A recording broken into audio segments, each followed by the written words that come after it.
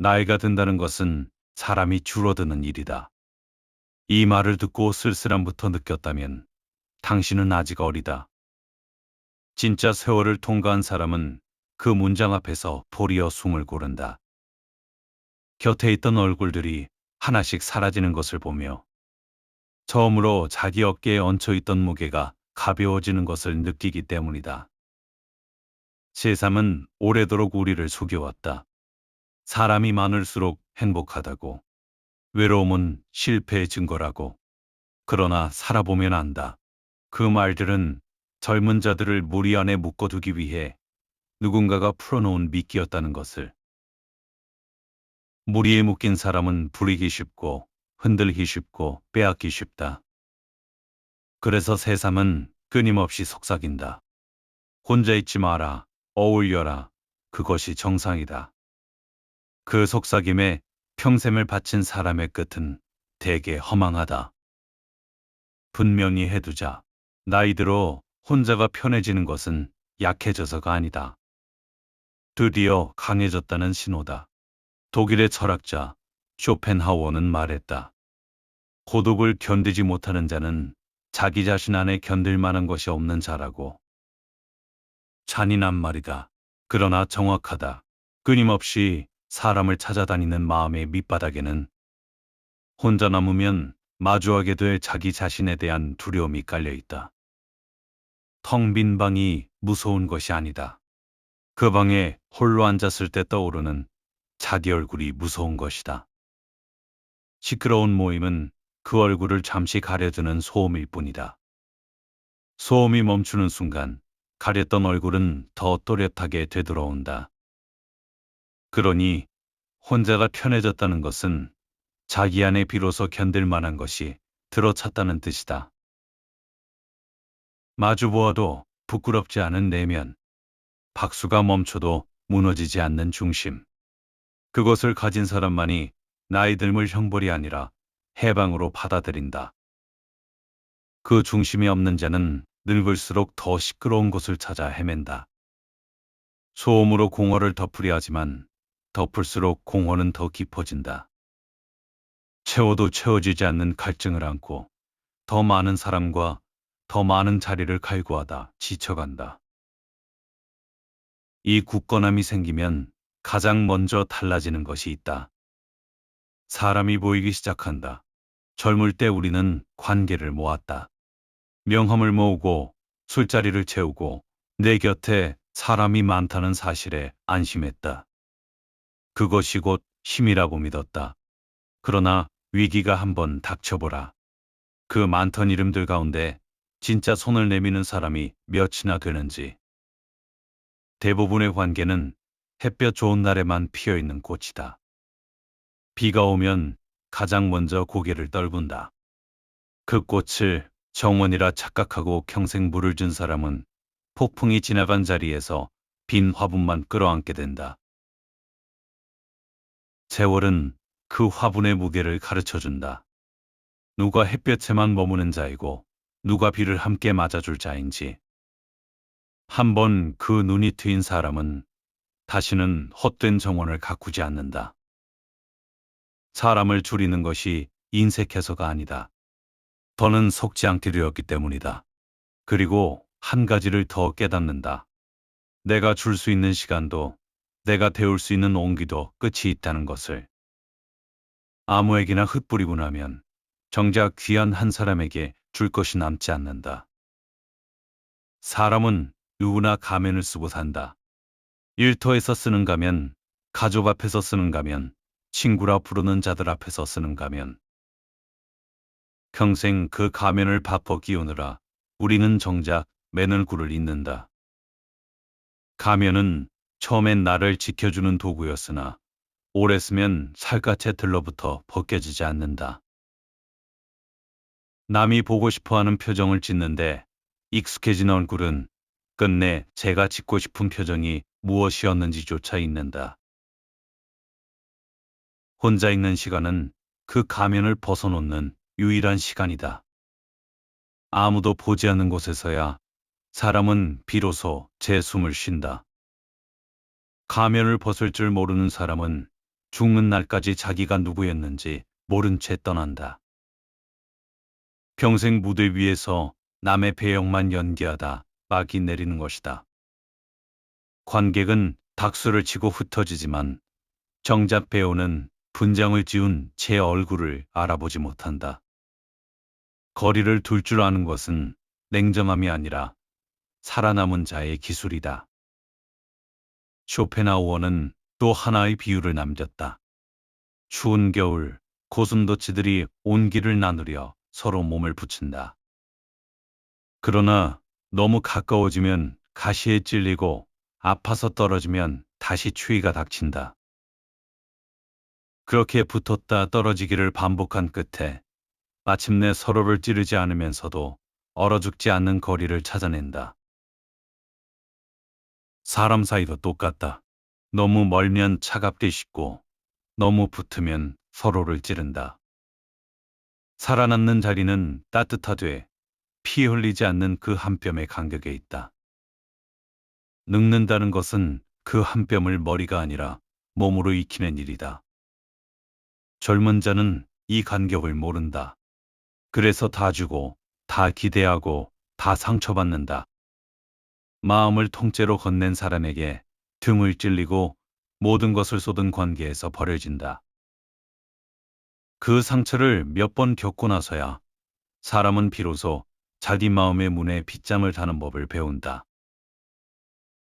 그 빗장은 누구를 미워해서 거는 것이 아니다. 자기를 지키기 위해 거는 것이다. 문을 활짝 열어둔 집이 가장 먼저 털린다. 누구든 들어오게 두는 사람은 결국 누구에게나 짓밟힌다. 사람이 모이는 자리에는 반드시 평가가 따른다. 누가 더 성공했는가? 누가 더 늙었는가? 누구의 자식이 더 잘 풀렸는가? 웃으며 안부를 묻는 그 입들이 돌아서는 순간 저울이 된다. 그 저울 위에서 우리는 끊임없이 달아지고 매겨지고 비교당한다.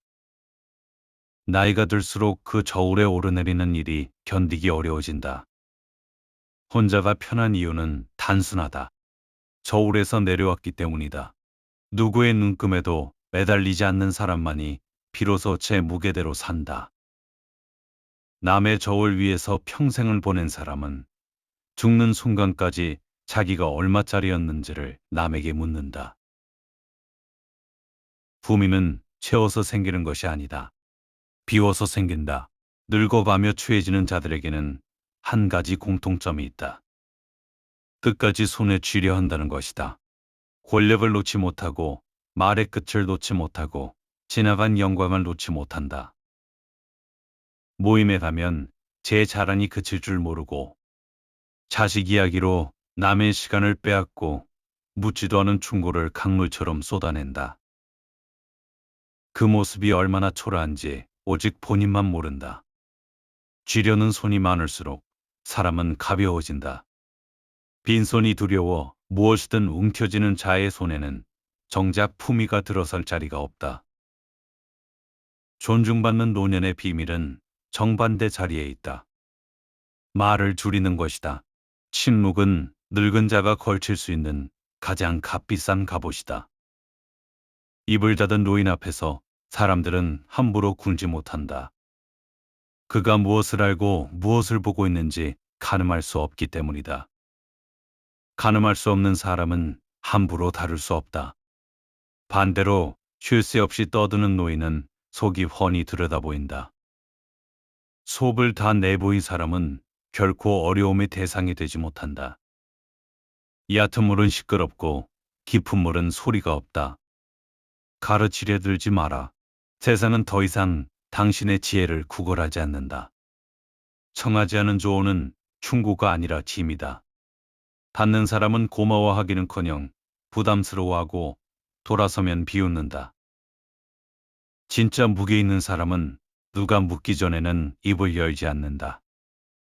그가 한번 입을 열 때 그 말이 귀하게 들리는 까닭이 바로 거기에 있다. 흔하게 흘리는 말에는 값이 없다. 아낀 말만이 힘을 지닌다. 말은 적게 할수록 비싸지는 유일한 재산이다. 함부로 풀어놓은 말은 도로 주워 담을 수 없고 주워 담지 못한 말은 반드시 칼이 되어 돌아온다. 기대를 줄여라. 늙어서 가장 큰 고통은 외로움이 아니라 기대다. 자식이 먼저 전화해 주기를, 친구가 먼저 안부를 물어주기를, 누군가 나를 알아봐 주기를. 그 기대가 클수록 실망은 깊은 우물이 된다. 우물이 깊을수록 떨어지는 거리도 길어진다. 차라리 아무것도 기대하지 않는 사람은 작은 친절 하나에도 쉽게 흔들리지 않는다. 기대를 비운 자리에는 휘둘릴 여지가 사라진다. 기대가 없는 사람은 배신당해도 무너지지 않는다. 무너질 기둥을 애초에 남에게 세워두지 않았기 때문이다. 명심하라. 외로움은 약점이다. 그리고 약점은 냄새를 풍긴다. 세상은 외로운 자를 가장 먼저 노린다. 외로움의 냄새를 맡고 다가오는 자들은 결코 선의로 다가오지 않는다. 그들은 빈자리를 채워주는 척하면서 그 대가를 챙긴다. 돈을 노리거나 시간을 노리거나 판단력을 흐려놓고 사람을 통째로 삼킨다. 그러나 홀로 굳건한 사람에게는 그 자들이 파고들 틈이 없다. 혼자 설 줄 안다는 것은 그 자체로 가장 단단한 방패다. 매달리지 않는 사람은 이용당하지 않는다. 빈틈이 없는 성벽 앞에서 노리던 자들은 제풀에 돌아선다. 그러니 늙어가며 사람이 줄어드는 것을 두려워하지 마라. 그것은 걸음을 쳐내는 일이다. 진짜를 남기고 가짜를 흘려보내는 자연의 정리다. 봄에 무성하던 잎이 가을에 떨어지는 것을 보고 나무가 죽어간다고 말하지 않는다. 군더더기를 버리고 줄기만 남기는 것이다. 잎이 다 진 겨울나무는 헐벗어 보이지만 가장 굳세고 가장 흔들림이 없다. 바람이 거셀수록 잎 많은 나무가 먼저 꺾인다. 비울 줄 아는 나무만이 폭풍을 견디고 다음 봄을 본다. 인생의 끝에 곁에 남는 사람은 많을 필요가 없다. 단 한 사람, 혹은 단 한 사람도 없이 자기 자신만으로 충분한 사람이면 족하다. 거울 앞에 홀로 설 수 있는 사람이 되어라. 그 거울 속의 얼굴이 떳떳하다면 당신은 누구의 평가도 필요 없는 사람이 된 것이다. 그것이 품이다. 그것이 존중받는 노년의 진짜 비밀이다.